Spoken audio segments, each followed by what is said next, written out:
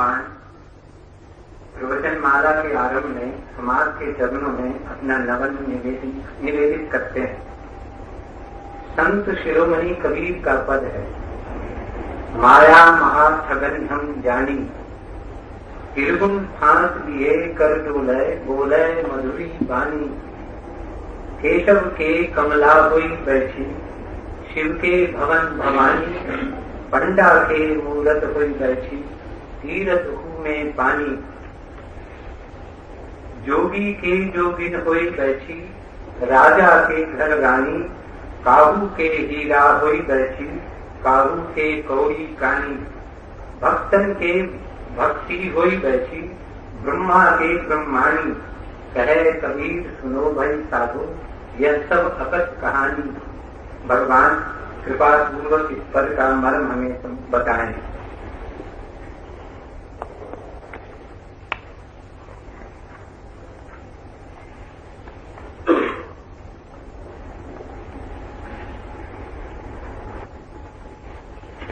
कबीर अनूठे हैं और प्रत्येक के लिए उनके द्वारा आशा का द्वार खुलता है, क्योंकि कबीर से ज्यादा साधारण आदमी खोजना कठिन है। और अगर कबीर पहुंच सकते हैं तो सभी पहुंच सकते हैं। कबीर निपट गंवार है, इसलिए गंवार के लिए भी आशा है। वे पढ़े लिखे,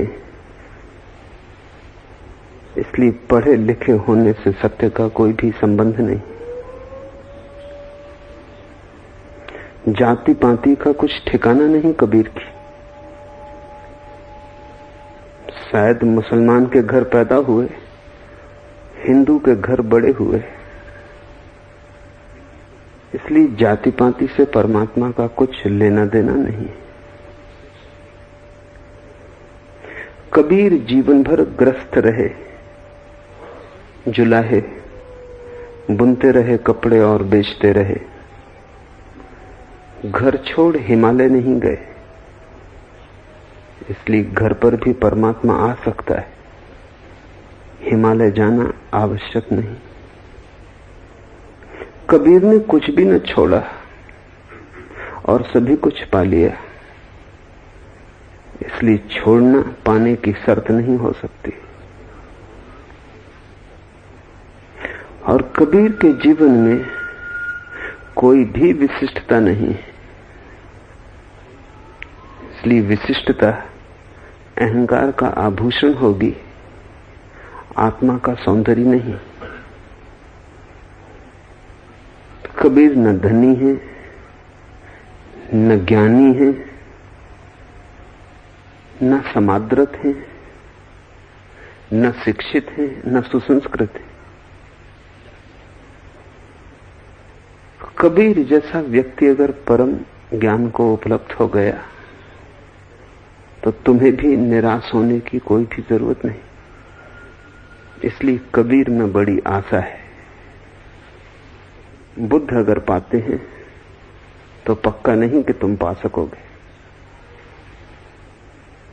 बुद्ध को ठीक से समझोगे तो निराशा पकड़ेगी, क्योंकि बुद्ध की बड़ी उपलब्धियां हैं पाने के पहले।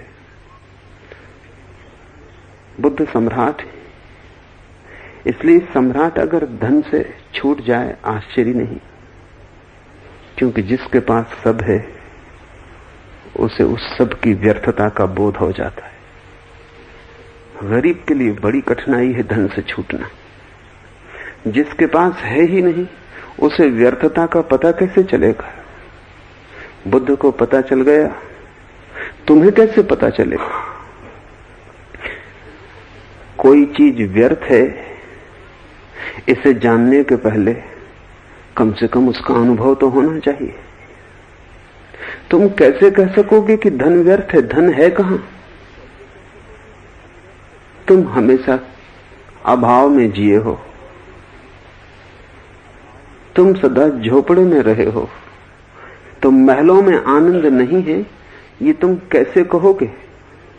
और तुम कहते भी रहो तो भी ये आवाज तुम्हारे हृदय की आवाज न हो सकेगी, ये दूसरों का सुना हुआ सत्य होगा और गहरे में धन तुम्हें पकड़े ही रहेगा। बुद्ध को समझोगे तो हाथ पैर ढीले पड़ जाएंगे। बुद्ध कहते हैं स्त्रियों में सिवाय हड्डी मांस मज्जा के और कुछ भी नहीं, क्योंकि बुद्ध को सुंदरतम स्त्रियां उपलब्ध थी। तुमने उन्हें केवल फिल्म के पर्दे पर देखा है। तुम्हारे और उन सुंदरतम स्त्रियों के बीच बड़ा फासला है। वे सुंदर स्त्रियां तुम्हारे लिए अति मनमोहक हैं। तुम सब छोड़कर उन्हें पाना चाहोगे, क्योंकि जिसे पाया नहीं है वो व्यर्थ है। इसके जानने के लिए बड़ी चेतना चाहिए। कबीर गरीब है और जान गए ये सत्य कि धन व्यर्थ है। कबीर के पास एक साधारण सी पत्नी है और जान गए कि सब राग रंग, सब वैभव विलास, सब सौंदर्य मन की ही कल्पना है। कबीर के पास बड़ी गहरी समझ चाहिए। बुद्ध के पास तो अनुभव से आ जाती है बात, कबीर को तो समझ से ही लानी पड़ेगी। गरीब का मुक्त होना अति कठिन है। कठिन इस लिहाज से कि उसे अनुभव की कमी बोध से पूरी करनी पड़ेगी। उसे अनुभव की कमी ध्यान से पूरी करनी पड़ेगी। अगर तुम्हारे पास भी सब हो जैसा बुद्ध के पास था तो तुम भी महल छोड़कर भाग जाओगे, क्योंकि कुछ और पाने को बचा नहीं। आशा टूटी, वासना गिरी, भविष्य में कुछ और है नहीं। वहां महल सूना हो गया। आदमी महत्वाकांक्षा में जीता है। महत्वाकांक्षा कल की और बड़ा होगा और बड़ा होगा और बड़ा होगा, दौड़ता रहता है। लेकिन आखिरी पड़ाव आ गया, अब कोई गति ना रही। छोड़ोगे नहीं तो क्या करोगे? तो महल या तो आत्मघात बन जाता है या आत्मक्रांति। पर कबीर के पास कोई महल नहीं। बुद्ध बड़े प्रतिभाशाली व्यक्ति हैं। जो भी श्रेष्ठतम ज्ञान था उपलब्ध, उसमें दीक्षित किए गए थे। शास्त्रों के ज्ञाता थे, शब्द के धनी थे, बुद्धि बड़ी प्रखर थी। सम्राट के बेटे थे तो सब तरह से सुशिक्षा हुई थी। कबीर सड़क पर बड़े हुए।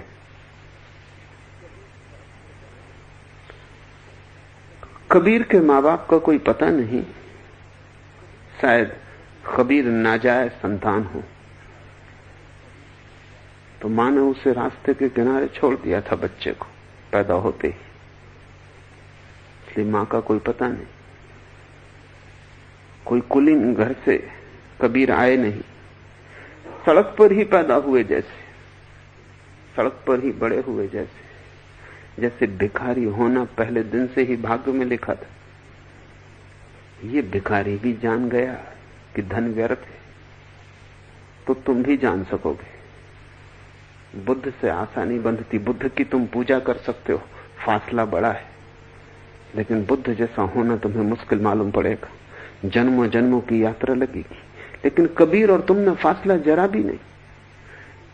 कबीर जिस सड़क पर खड़े शायद तुमसे भी पीछे खड़े, और अगर कबीर तुमसे भी पीछे खड़े होकर पहुंच गए तो तुम भी पहुंच सकते हो। कबीर जीवन के लिए बड़ा गहरा सूत्र हो सकते हैं।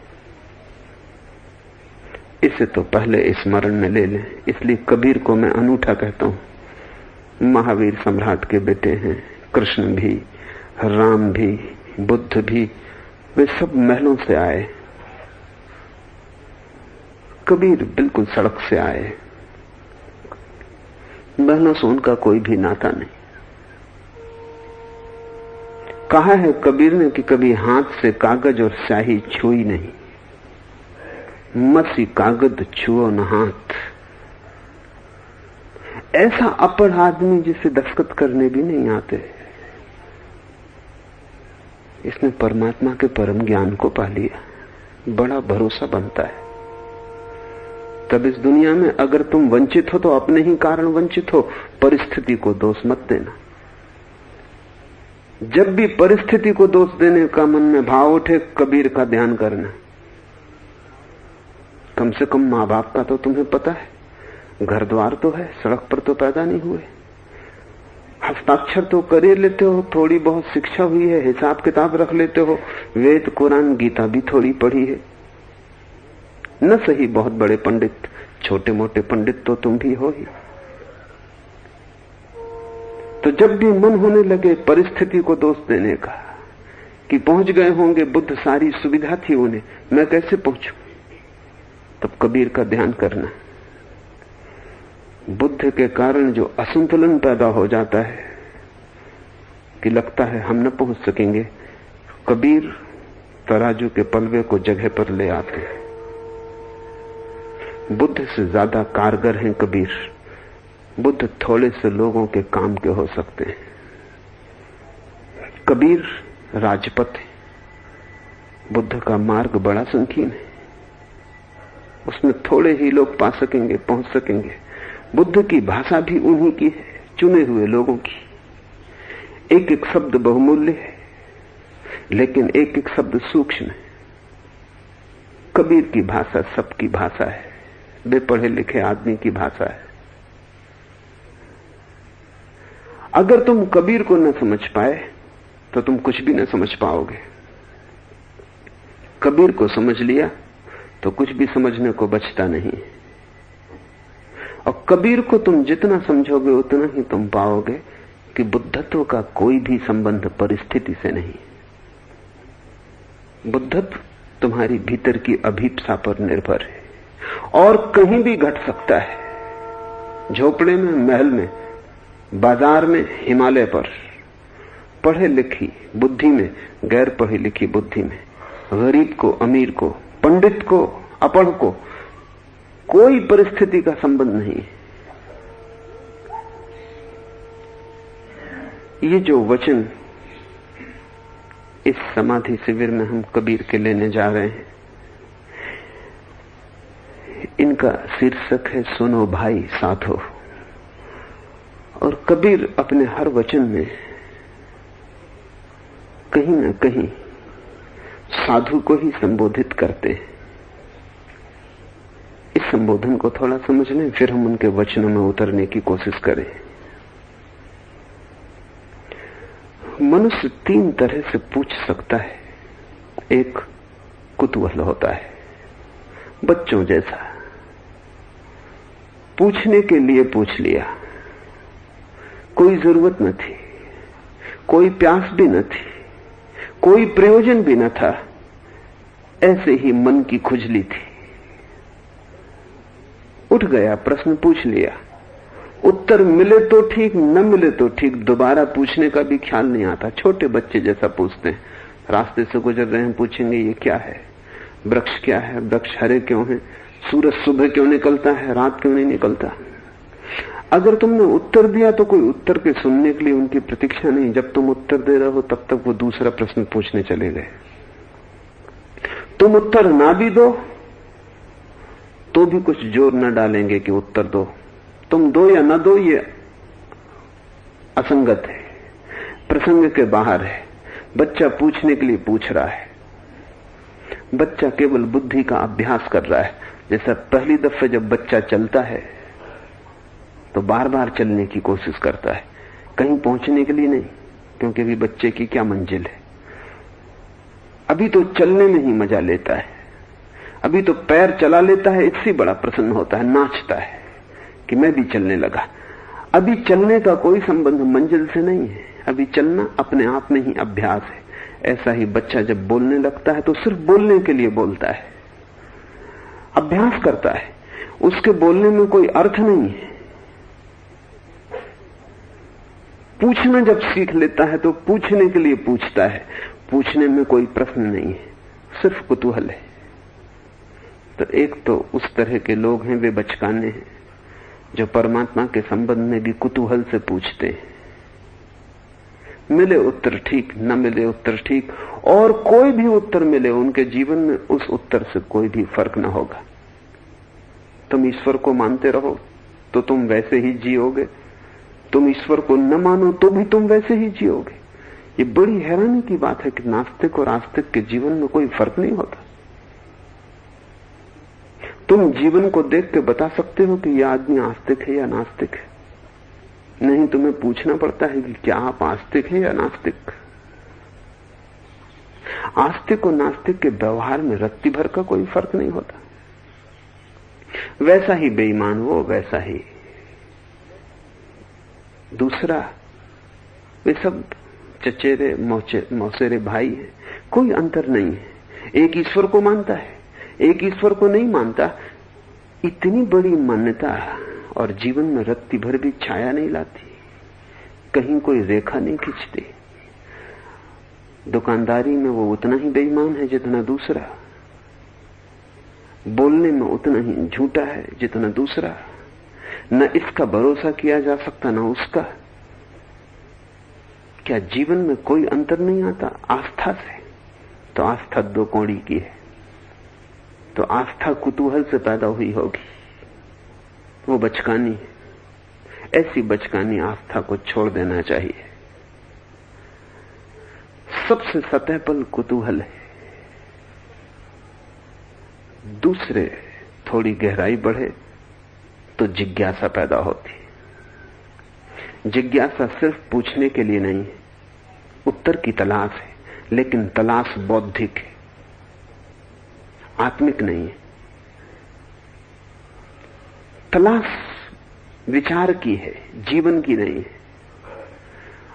जिज्ञासा से भरा हुआ आदमी निश्चित ही उत्सुक है और चाहता है कि उत्तर मिले, लेकिन उत्तर बुद्धि में संजो लिया जाएगा, स्मृति का अंग बनेगा, जानकारी बढ़ेगी, ज्ञान बनेगा, आचरण नहीं, जीवन नहीं। उस आदमी को बदलेगा नहीं, वो आदमी वैसे ही रहेगा, ज्यादा जानकार हो जाएगा। तो जिज्ञासा पैदा होती है बुद्धि से। फिर एक तीसरा तल है जिसको मुमुक्षा कहा है। मुमुक्षा का अर्थ है जिज्ञासा सिर्फ बुद्धि की नहीं है, जीवन की है। इसलिए नहीं पूछ रहे हैं कि थोड़ा और जान लें, इसलिए पूछ रहे हैं कि जीवन दांव पर लगा है। इसलिए पूछ रहे हैं कि उत्तर पर निर्भर होगा कि हम कहां जाएं, क्या करें, कैसे जिएं। एक प्यासा आदमी पूछता है पानी कहां है, ये कोई जिज्ञासा नहीं है। मरुस्थल में तुम पड़े हो, प्यास जलती और तुम पूछते हो पानी कहां है। उस क्षण तुम्हारा रोआ रोआ पूछता है, बुद्धि नहीं पूछती। उस क्षण तुम ये नहीं जानना चाहते कि पानी की वैज्ञानिक परिभाषा क्या है। उस समय कोई तुमसे कहे कि पानी पानी क्या लगा रखा है, H2O, विज्ञान का उपयोग करो, फार्मूला जाहिर है कि उदजन और ऑक्सीजन से मिलकर पानी बनता है। 2 मात्रा उदजन, 1 मात्रा ऑक्सीजन, H2O। लेकिन जो आदमी प्यासा है उसे इससे कोई फर्क नहीं पड़ता कि पानी कैसे बनता है, ये सवाल नहीं है। पानी क्या है ये भी सवाल नहीं है। ये कोई जिज्ञासा नहीं है पानी के संबंध में जानकारी बढ़ाने के लिए। यहां जीवन दांव पर लगा है, अगर पानी नहीं मिलता घड़ी भर और तो मृत्यु होगी। पानी पर ही जीवन निर्भर है, मृत्यु और जीवन का सवाल है। मुमुक्षा का अर्थ है जिज्ञासा केंद्र पर पहुंच गई। अब हमारे लिए ये सवाल ऐसा नहीं कि ईश्वर है या नहीं, पूछ लिया बच्चों जैसा या पूछ लिया दार्शनिकों जैसा। एक बुद्धिगत सवाल, बुद्धिगत उत्तर खोजने में लग गए, शास्त्रों में गए। जिसको प्यास लगी है वो शास्त्रों में नहीं खोजेगा कि पानी का स्वरूप क्या है। जिसकी प्यास लगी है वो सरोवर चाहता है। जिसको प्यास लगी है वो ऐसा ज्ञानी चाहता है जिसको पी के वो भी अपनी प्यास को बुझा ले। ज्ञान नहीं चाहता, ज्ञानी को चाहता है। मुमुक्षु गुरु को खोजता है, जिज्ञासु शास्त्र को खोजता है, कुतूहली किसी से भी पूछ लेता है। कबीर उसको साधु कहते हैं जो मुमुक्षु है। इसलिए उनका हर वचन इस बात को ध्यान में रख के कहा गया है, सुनो भाई साधो। साधो का मतलब है जो साधना के लिए उत्सुक है, जो साधक है। साधु का अर्थ है जो अपने को बदलने के लिए, शुभ करने के लिए, सत्य करने के लिए आतुर है, जो साधु होने को उत्सुक है। साधु शब्द बड़ा अद्भुत है, विकृत हो गया बहुत उपयोग से। साधु का अर्थ है सीधा, सादा, सरल, सहज।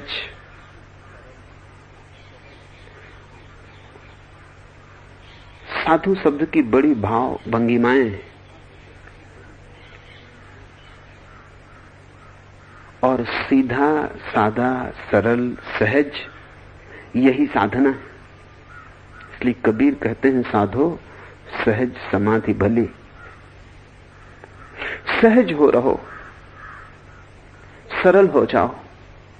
थोड़ा समझ लेना जरूरी है, क्योंकि हम बहुत से लोगों को जानते हैं जो सरल होने की चेष्टा में ही बड़े जटिल हो गए, सरल होने की ही चेष्टा में चले थे और उलझ गए। एक मेरे मित्र हैं, लोग उन्हें साधु कहते हैं, मैं उन्हें असाधु कहता हूं, क्योंकि वो सीधे साधे जरा भी नहीं। अगर सुबह उन्हें दूध दो तो वे पहले पूछते हैं गाय का कि भैंस का, क्योंकि भैंस का दूध वे नहीं पीते। शुद्ध हिंदू हैं, गाय का ही पीते, और गाय का ही नहीं पीते, सफेद गाय का पीते।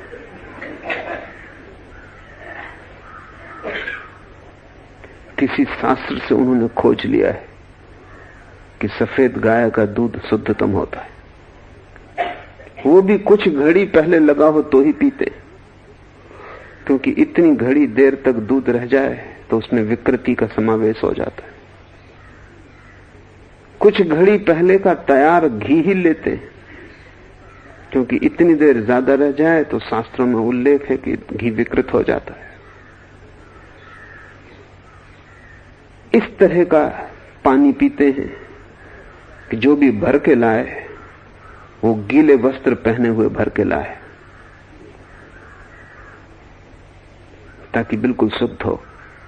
क्योंकि सूखे वस्त्रों का क्या भरोसा, किसी ने छुए हो, धो के लाया हो, लॉन्ड्री में गए हो, वो ठीक नहीं। वहीं कुएं पर स्नान करो वस्त्र पहने हुए, ताकि वस्त्र भी धुल जाएं, तुम भी धुल जाओ, फिर पानी भर के ले आओ। ब्राह्मण ने भोजन बनाया हो तो ही लेते हैं। और ये सब चेष्टा में उनका 24 घंटे व्यस्त है। 24 घंटे में उन्हें भगवान के लिए एक क्षण बचता नहीं, भोजन सारा समय ले लेता है। निकले थे सरल होने, वे इतने जटिल हो गए हैं कि बड़ी कठिनाई है, जीना ही मुश्किल हो गया है। और जिसके घर पहुंच जाएं वो भी प्रार्थना करने लगता है परमात्मा से। उसने कभी प्रार्थना न की हो भला कि कब इनसे छुटकारा हो। अगर साधु आपके घर रुक जाए तो आप एक ही प्रार्थना करते हैं कि अब ये जल्दी जाएं, क्योंकि 3 बजे रात वो उठाते, और वो खुद नहीं उठते, पूरे घर को उठा देते। क्योंकि ऐसा शुभ कार्य ब्रह्म मुहूर्त में उठने का वो खुद तो करते ही हैं, लेकिन इतने जोर से ओंकार का पाठ करते हैं कि आप सो नहीं सकते। और आप उनसे ये भी नहीं कह सकते कि आप गलत कर रहे हैं, क्योंकि कुछ गलत भी नहीं कर रहे हैं। ब्रह्म मुहूर्त में ओंकार की ध्वनि कर रहे हैं तो एक उपकार ही कर रहे हैं आपके ऊपर। सरलता की खोज में निकला हुआ आदमी भी जटिल हो जाता है। कहीं कुछ भूल हो रही है, सरलता को समझा नहीं गया। सरलता का अर्थ ही यह है कि तुम सहज होकर क्षण क्षण जीना, अनुशासन से नहीं, क्योंकि अनुशासन तो जटिल होगा। जब भूख लगे तब खाना खा लेना, जो मिल जाए उसे चुपचाप स्वीकार कर लेना। जब नींद खुल जाए तब ब्रह्म मुहूर्त समझना। जब नींद लग जाए तब परमात्मा का आदेश समझना कि सो जाओ, और जब नींद खुल जाए तब उसका आदेश समझना कि जग जाओ। अपनी तरफ से कुछ भी मत करना, उस पर ही छोड़ देना जो तेरी मर्जी, क्योंकि तुम कुछ भी करोगे तो जटिलता खड़ी कर लोगे। तुम जो भी करोगे मन से ही करोगे, और मन जटिलता का यंत्र है, वो उसी में से उपद्रव निकाल लेगा। फिर उपद्रव बढ़ता जाता है, फिर उसका कोई अंत नहीं है। और जिनको तुम साधु कहते हो वो साधु कम और असाधु ज्यादा हो जाते हैं, क्योंकि साधु का मूल अर्थ सादगी, सीधापन खो जाता है। हमने सादगी के दूसरे ही अर्थ कर लिए हैं। सादगी का हम मतलब लेते हैं कि जो आदमी एक ही लंगोटी पे रहता है वो सादगी, लेकिन जो आदमी एक ही लंगोटी पे रहता है उसका आपको पता है कि उसका अपनी लंगोटी पर इतना मोह होता है जितना कि सम्राट का अपने साम्राज्य पर नहीं होगा भी, क्योंकि अब मोह को और कोई जगह न बची। सारा मोह लंगोटी पर ही लग जाएगा। लंगोटी और साम्राज्य का तो कोई सवाल नहीं है, सवाल तो मोह का है। सम्राट का मोह तो विस्तीर्ण होता है, बटा होता है। भिखारी का मोह संकीर्ण होता है, एक ही जगह केंद्रित होता है। और अगर कोई गौर से देखे तो पाएगा कि भिखारी का मोह ज्यादा खतरनाक होता है, क्योंकि अनबटा होता है, घना होता है, सघन होता है, एक ही चीज पे सब दांव लगा होता है। लंगोटी खो जाए तो भिखारी आत्महत्या कर लेगा, क्योंकि वही सब कुछ था। ऊपर से देखने पर लगता था कि सादगी है, लेकिन सादगी के पीछे बड़ी जटिलता छिपी थी। कबीर साधु उसे कहते हैं जो सच में ही सीधा सादा है।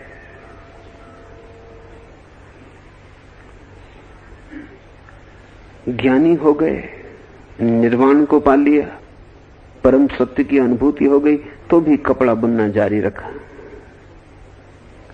लोगों ने पूछा भी कबीर को, सैकड़ों उनके भक्त थे, उन्होंने कहा भी कि अब ये शोभा नहीं देता कि आप जैसा परम ज्ञानी और कपड़े बुने दिन भर और बाजार में बेचने जाए, हमको भी लज्जा आती। कबीर ने कहा, जब परमात्मा इतना बड़ा ताना बाना बुनता है संसार का और लज्जित नहीं होता, तो मैं गरीब छोटा सा ही काम करता हूं, क्यों लज्जित हूं? जब परमात्मा इतना बड़ा संसार बुनता है, जुलाहा ही है परमात्मा, मैं भी जुलाहा, मैं थोड़ा छोटा जुलाहा, वो जरा बड़ा जुलाहा। और जब उसने छोड़ के नहीं भाग गया, मैं क्यों भागूं? मैंने उस पर ही छोड़ दिया जो उसकी मर्जी। अभी उसका आदेश नहीं मिला कि बंद कर दो। वो जीवन के अंत तक बूढ़े हो गए तो भी बाजार बेचने जाते रहे, लेकिन उनके बेचने में भी बड़ा भेद था, साधुता थी। कपड़ा बुनते थे तो वो बुनते वक्त राम की धुन करते रहते, इधर से ताना उधर से बाना डालते तो राम की धुन करते रहते। और कबीर जैसा व्यक्ति जब कपड़े के ताने बाने में राम की धुन करे तो उस कपड़े का स्वरूप ही बदल गया। उसने जैसे उसने राम ही बुन दिया। कबीर कहते हैं, झीनी झीनी बीनी री चतरिया, और कहते हैं बड़ी लगन से और बड़े प्रेम से बीनी है। और जब जाते बाजार में तो ग्राहकों से वो कहते कि राम तुम्हारे लिए ही बुनी है और बहुत संभाल के बुनी है। उन्होंने कभी किसी ग्राहक को राम के सिवा और दूसरा संबोधन नहीं किया। ये ग्राहक राम है, ये इसी राम के लिए बुनी है। ये ग्राहक ग्राहक नहीं है और कबीर कोई व्यवसायी नहीं। कबीर व्यवसाय करते रहे और सादे हो गए। उन्होंने सादगी को अलग से नहीं साधा, अलग से साधोगे कि जटिल हो जाएगी। सादगी साधी नहीं जा सकती, समझ सादगी बन जाती है।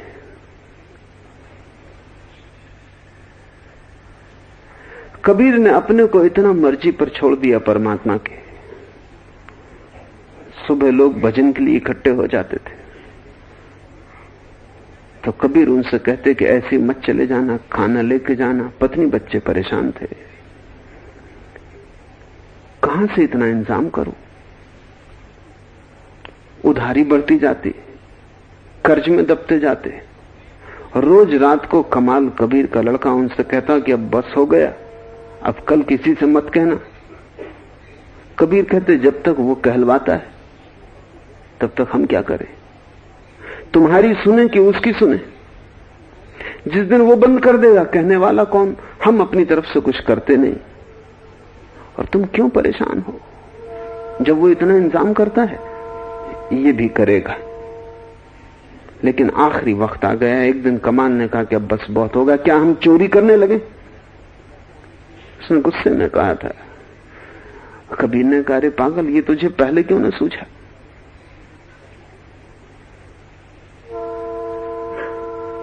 कमाल ने सोचा कि कबीर समझे नहीं कि मतलब क्या है, तो उसने दोबारा कहा, क्या समझे?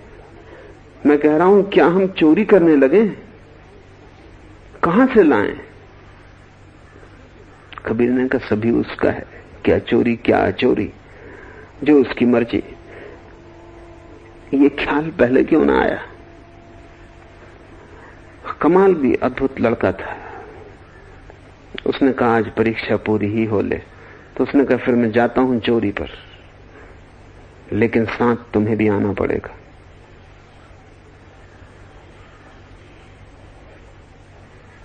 कबीर उठ के खड़े हो गए। समझना हमें कठिन हो जाएगा, क्योंकि हम सीधे आदमी को जानते ही नहीं। हमारा साधु कहता चोरी पाप है, अचोरी पुण्य। हमारा साधु कहता है कि ना समझ, तू खुद नरक में जा रहा हो, मुझको भी ले जाना चाहता। लेकिन कबीर उठ के खड़े हो गए। ये सादगी बड़ी मधुर है, जैसे कुछ भेद न रहा, न चोरी में, न अचोरी में, न शुभ में, न अशुभ में। क्योंकि जब सभी परमात्मा का तो कैसा भेद?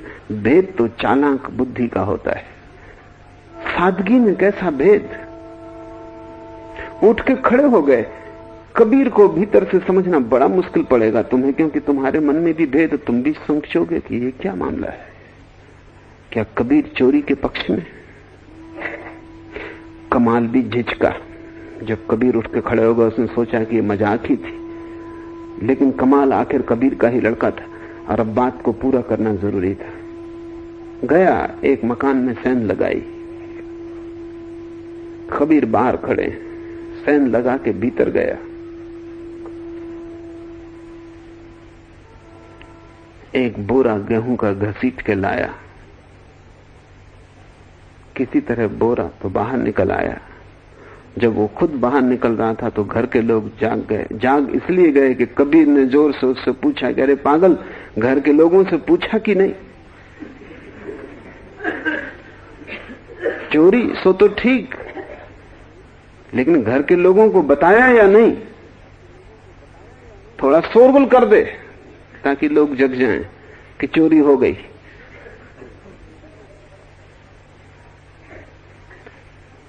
एक सीधा साधा आदमी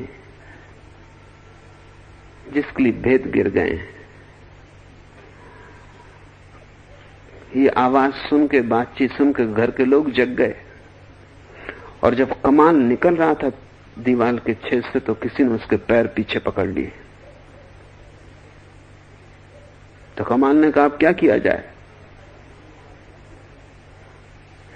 कम से कम इतना ही करो कि मेरी गर्दन काट के ले जाओ, ताकि कम से कम बदनामी तो ना हो। कबीर ने कहा, यह भी खूब रहा, बिल्कुल ठीक सुझाया है, वक्त पर तूने भी अच्छी सूझ दी। और कहानी है कि कबीर गर्दन काटने के पहले कमाल से बोले, गर्दन तो काट ले जाता हूं, लेकिन बात छुपाए छुपेगी नहीं, उसको सब पता है, पर तू कहता तो काट ले जाता हूं। हमें लगेगा ये आदमी चोर भी है, हिंसक भी, लेकिन कबीर जानते हैं कि मरता तो कुछ भी नहीं। अगर तुम्हारा कोट खींच के मैं अलग कर दूं तो हिंसक नहीं हूं, तो तुम्हारी गर्दन काट के अलग करने से कैसे हिंसक हो जाऊंगा? अगर सच में ही शरीर वस्त्र है तो कबीर हिंसक नहीं है। यही तो कृष्ण अर्जुन को समझा रहे हैं गीता में कि तू फिक्र मत कर। ना हन्यते हन्य माने शरीर है, वो मारने से मरता नहीं, काटने से कटता नहीं, जलाने से जलता नहीं। कबीर वही तो कर रहे हैं। उन्होंने काट लिया कमाल का सिर, लेकिन उससे कहा कि तू कहता तो काटे लेता हूं, बाकी बात छिपाए ना छिपेगी, पता चल जाएगा। क्योंकि उसको तो सब पता ही है, फिर भी ठीक, जैसी उसकी मर्जी। घर के लोगों को सख्त हुआ शरीर को देखकर ये लगता कमाल का, लेकिन बिना गर्दन के। बड़ी अद्भुत कहानी है। उन्होंने दूसरे दिन सुबह जब कबीर निकलते थे, नदी की तरफ जाते थे, गीत गाते, भजन कीर्तन करते, स्नान करने, और उनके 100-200 भक्त जाते थे, दरवाजे के सामने एक खंभे पर कमाल का शरीर लटका दिया।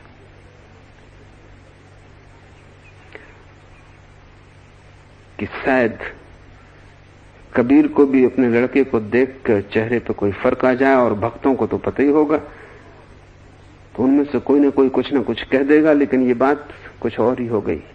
जब कबीर का जुलूस वहां पहुंचा तो कबीर रुक गए और उन्होंने कहा, देखो कमाल लटका है खंबे पर। रोज बेचारा सम्मिलित होता था, आज सम्मिलित ना हो पाएगा, लेकिन हम कीर्तन तो उसके पास करें ही। कहानी है कि जब उन्होंने कीर्तन किया तो कमाल के हाथ, मुर्दा हाथ ताली देने लगे।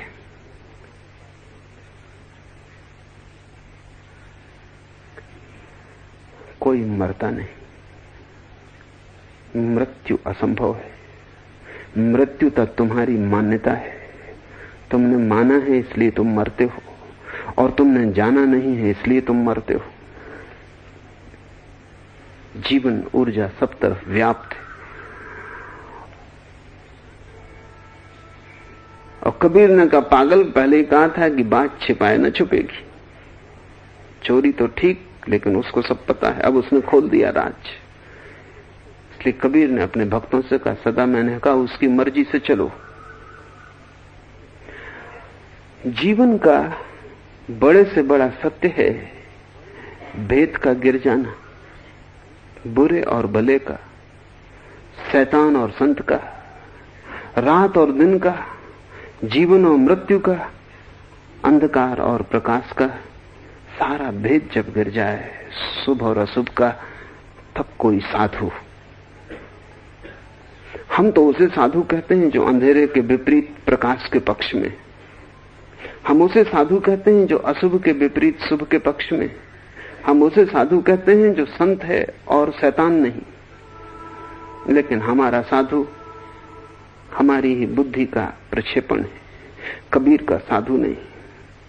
कबीर का साधु तो वही है जिसके लिए सारे भेद विलीन हो गए, जो अभेद में जीता है, जिसका द्वैत नष्ट हुआ, जो अद्वैत में जीता है, जो एक को पा लिया है। उस एक में कौन होगा संत, कौन होगा शैतान? उस एक में कौन होगा सज्जन, कौन होगा दुर्जन? उस एक में क्या होगा पाप, क्या होगा पुण्य? सब भेद माया है। भेद मात्र माया का आधार है, और जो भेद में गिरा वो जटिल हो जाएगा। जो अभेद में रहा वो साधु, वो सादा, वो सीधा, वो कुछ चुनता नहीं अपनी ओर से, वो अपनी मर्जी को बीच में नहीं लाता, वो सिर्फ बहता है। जैसे नदी में कोई तैरे नहीं, बहे।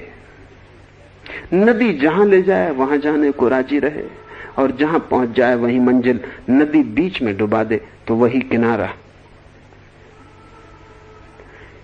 कबीर बार बार कहते हैं, सुनो भाई साधु। वो उसको इंगित कर रहे हैं तुम्हारे भीतर